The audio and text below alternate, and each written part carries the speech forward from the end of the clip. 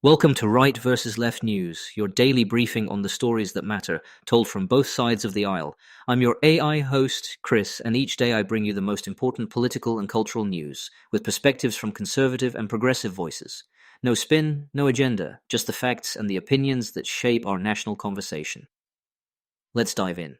Here's a quick overview of the day. Israel's strikes in Lebanon left hundreds dead, even as Jerusalem signaled readiness for talks. Washington could host as early as next week. Back home, the Commerce Department revised U.S. growth down to a sluggish 0.5% for the fourth quarter. In immigration, a federal judge put the brakes on ending temporary protected status for Ethiopians. On the campaign front, big Democratic names converged in New York for Al Sharpton's National Action Network convention. And for your wallet, gas prices remain elevated despite the announced US and Iran ceasefire. We'll break down what happened, what the right is saying, and what the left is saying on each. Reporting comes from the Associated Press, Axios, CBS News, The Guardian, and Le Monde. Before we jump into today's stories, a quick word from our sponsors. This episode is brought to you by Family GPT, the AI chat platform actually designed for kids. If your children are curious about ChatGPT, but you're worried about what they might see, Family GPT gives you full parental controls, content filtering, and the ability to align responses with your family's values. Whether Christian, Muslim, Jewish, secular, and many more.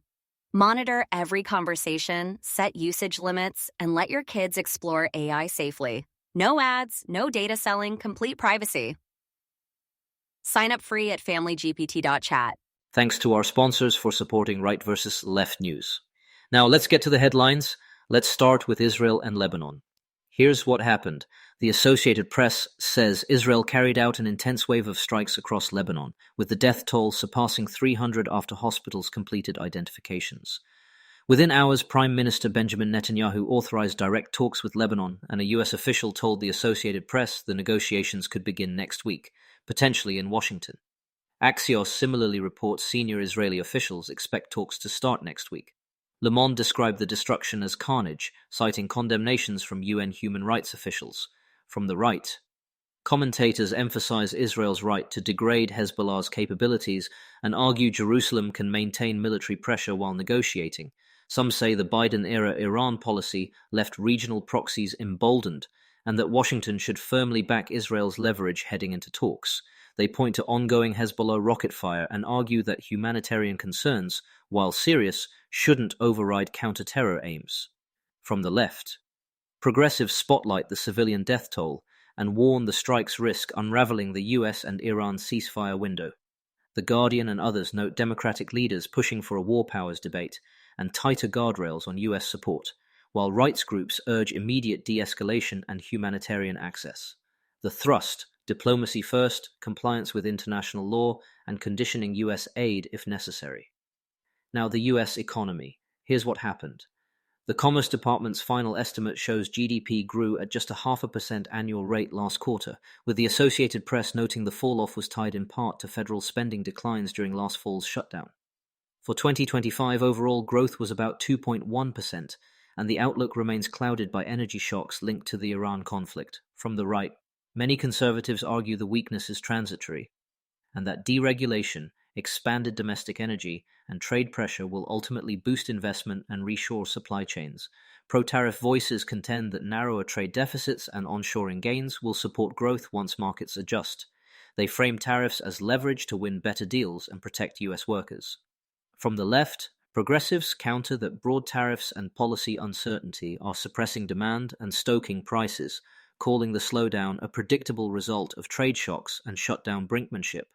They highlight analyses warning the burden of tariffs falls largely on US consumers and firms, and they urge targeted relief plus investment in clean energy and infrastructure rather than sweeping import taxes.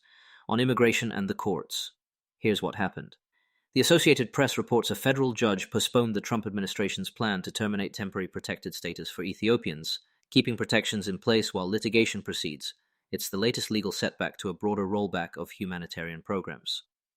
From the right, many conservatives argue TPS has drifted from temporary into semi-permanent status and should sunset as conditions evolve. They contend the executive needs discretion to end TPS designations when home country circumstances change, and that Congress, not the courts, should set any long-term pathways. From the left, progressives emphasize ongoing insecurity in Ethiopia and say ending TPS now would separate families and harm law-abiding workers. They argue the court's pause is necessary to prevent abrupt removals and call on Congress to create durable status for long-residing TPS holders. Watchdogs note similar litigation has repeatedly checked rapid rollbacks. We'll be right back with more of today's news after this brief message. This episode is brought to you by Family GPT, the AI chat platform actually designed for kids. If your children are curious about ChatGPT, but you're worried about what they might see, Family GPT gives you full parental controls, content filtering, and the ability to align responses with your family's values. Whether Christian, Muslim, Jewish, secular, and many more.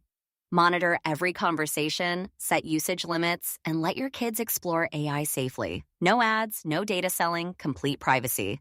Sign up free at familygpt.chat. Thanks again to our sponsors. Now back to the news. Politics and the 2026 stakes. Here's what happened. The Guardian reports a who's who of Democratic figures, Governors Wes Moore and Josh Shapiro, House Leader Hakeem Jeffries, Senators Ruben Gallego and Mark Kelly, and former Vice President Kamala Harris, among others, addressed Reverend Al Sharpton's National Action Network convention in New York. Leaders stressed midterm stakes, affordability, and the Iran war's ripple effects, while 2028 buzz swirled quietly in the background. From the right, critics dismissed the gathering as insider politics focused on identity themes rather than bread-and-butter solutions. They argue Democrats are out of step on crime, education, and energy costs, and that tight ties to activist networks won't win working-class swing voters. From the left, supporters hail the convention as energizing a diverse base and building a message on kitchen table economics, lowering costs, defending reproductive rights, and tightening ethics around AI and tech. They also highlight calls to reassert congressional war powers and pair foreign policy with humanitarian standards. Finally, gas prices. Here's what happened. CBS News reports the national average for regular gasoline remains elevated, about $4.16 a gallon, despite this week's US and Iran ceasefire announcement. Analysts say any ceasefire effects will take time to flow through oil markets, and other risks, from shipping routes to regional spillovers, could keep prices sticky in the near term. From the right, the push is to maximize American production and build pipelines and refineries, with some states temporarily pausing gas taxes.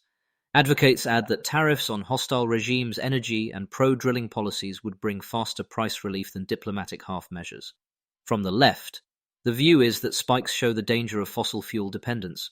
Protect consumers now with targeted relief and anti-gouging enforcement, while accelerating EV charging, transit, and home energy upgrades so geopolitics don't punish wallets at home.